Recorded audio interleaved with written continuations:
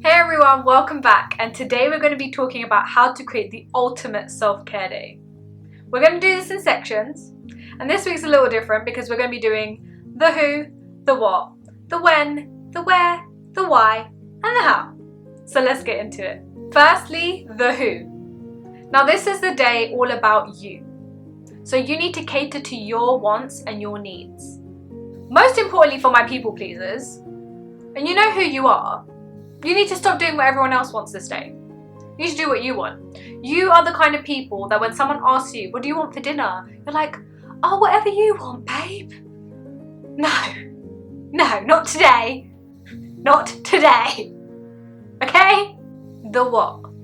Self-care can be described in so many different ways, but I'm going to keep it very simple for this particular video, as it's just a time that you take space for yourself so that you can receive the care that you need. And I'm going to say that again. It's a time where you take space to receive the care that you need, because you are deserving and worthy of it too.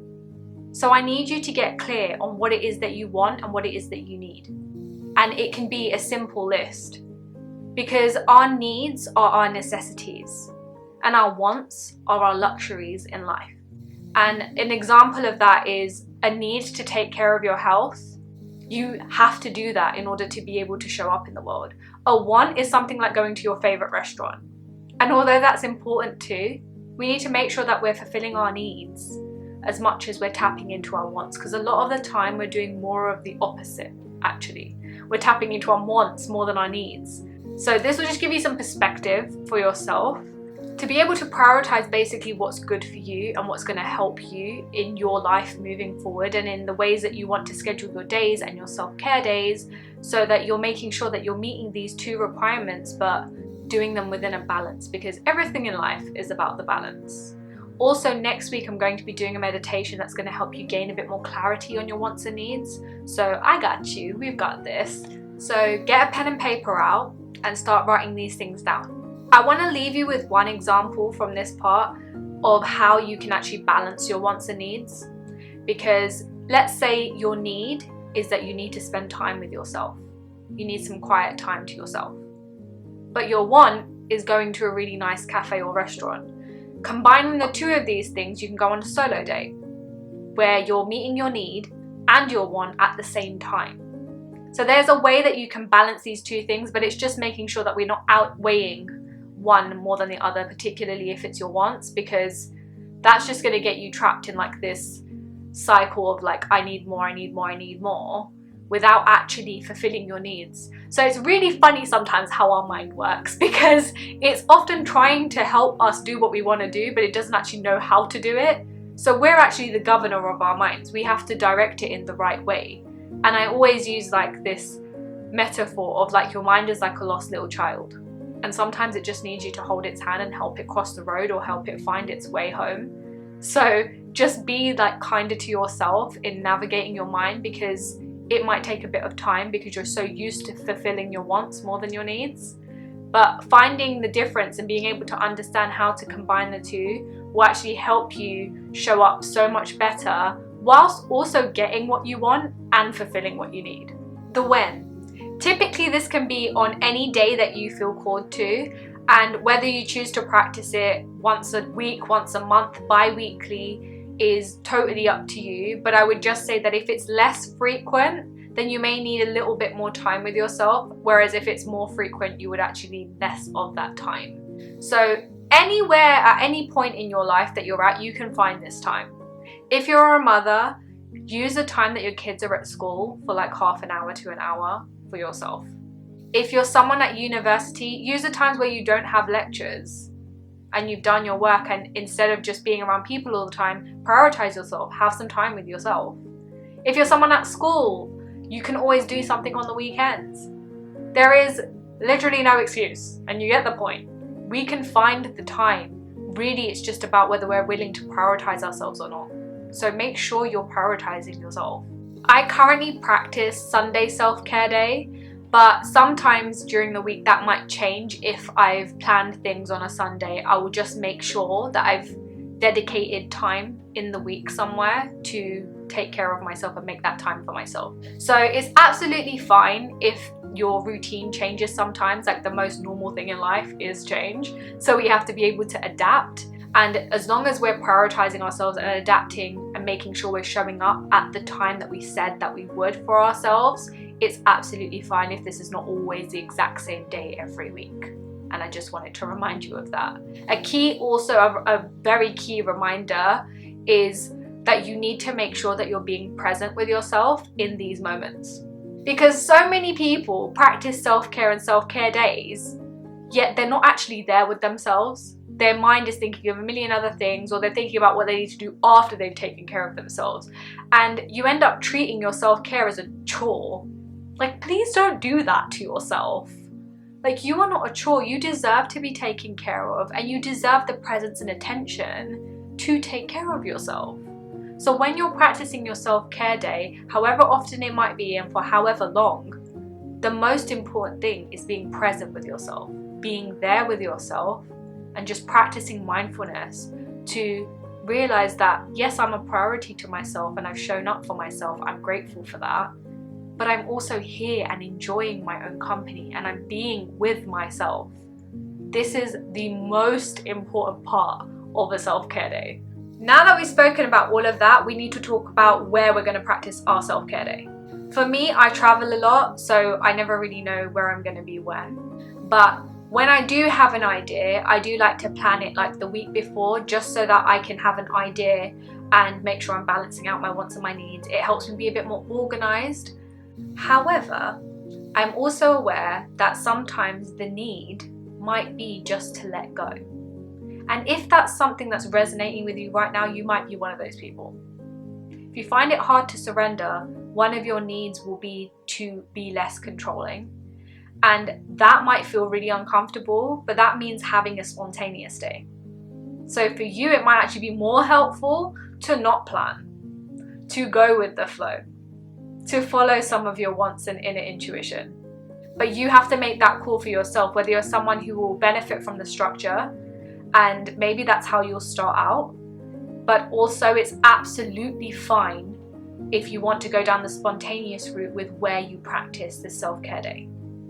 There isn't any rules. It's whatever resonates and feels good for you, because this day is about you. Personally, I've practiced both. I've had days where I've just allowed myself to be super spontaneous, and then I've had days where I have pre-booked or pre-organized something that I really wanted to do that's also fulfilling me in all the ways that I need it to. So make the call for yourself, because you know exactly what to do. I'm just helping bring it out for you. The why. Honey, it is okay to take a day for yourself. Having a day for yourself does not make you selfish. In fact, it's the only way you can sustainably help other people.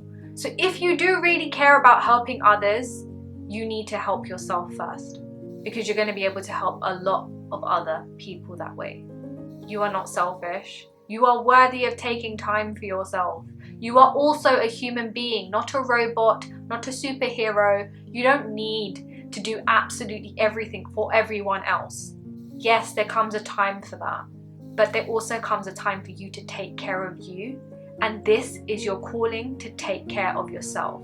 I need you to remember that self-care is aligned with your highest good.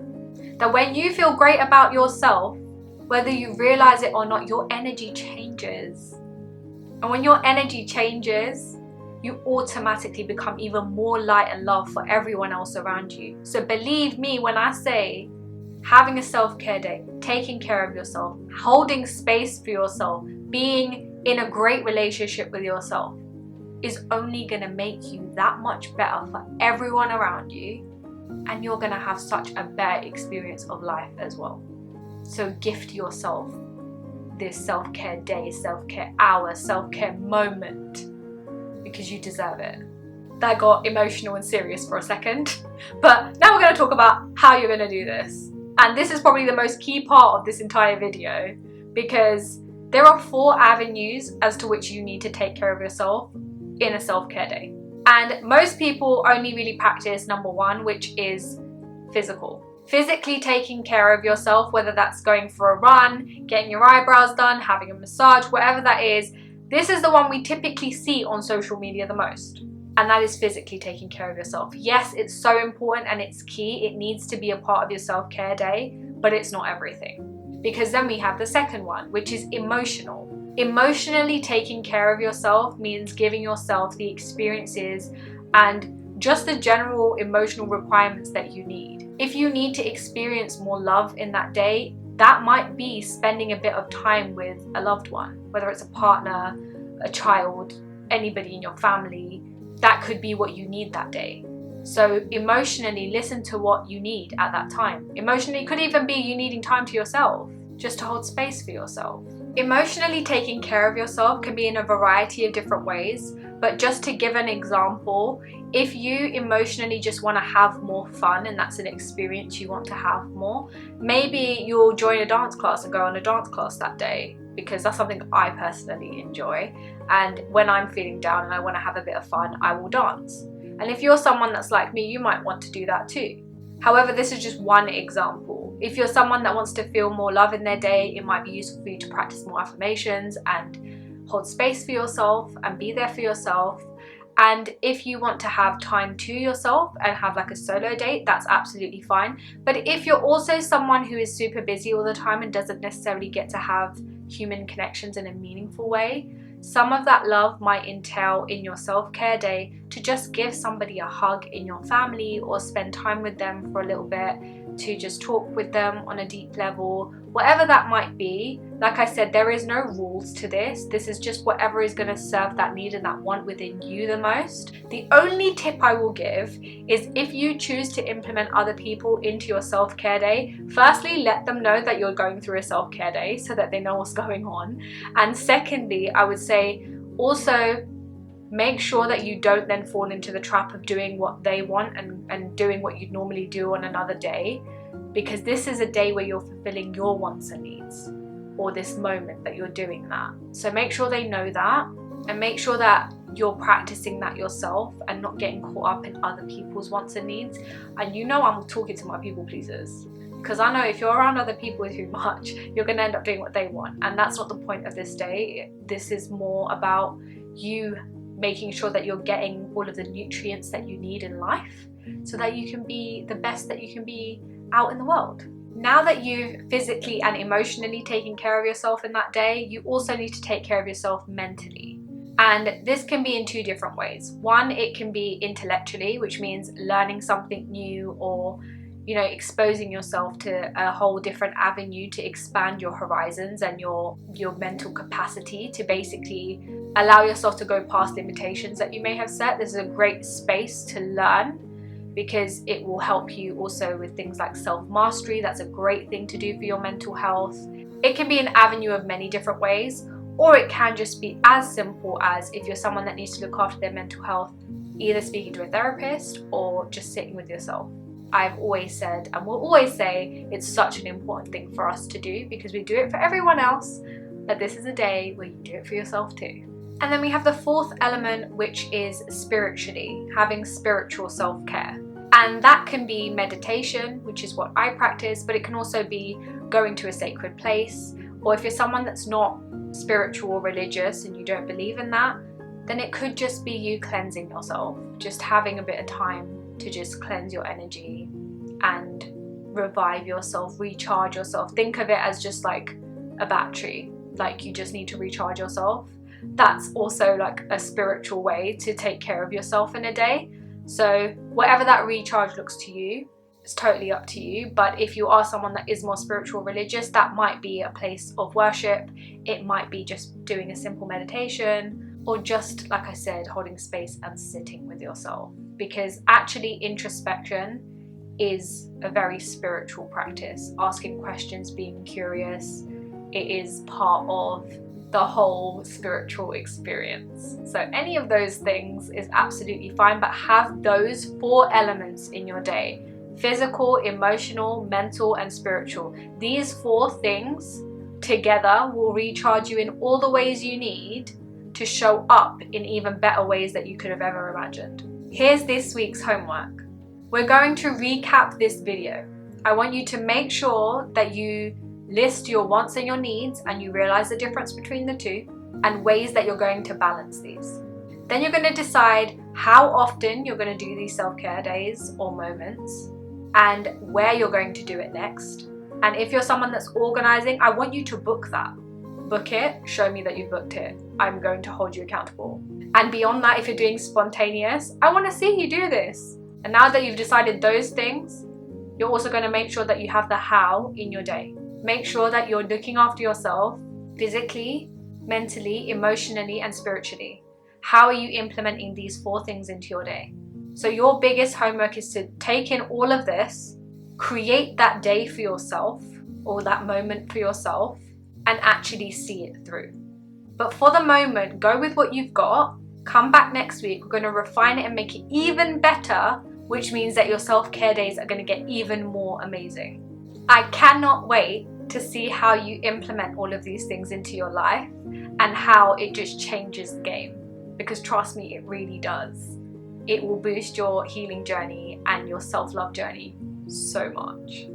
If you found this video helpful, click that subscribe button for new videos every week. Like and comment down below and let me know what value you got from this video. Don't forget to share your journey with me. All the links to my social media are in the description below. I cannot wait to hear from you. So reach out, DM me, tag me, you know the deal. We're in this together. We've got this. And I love you.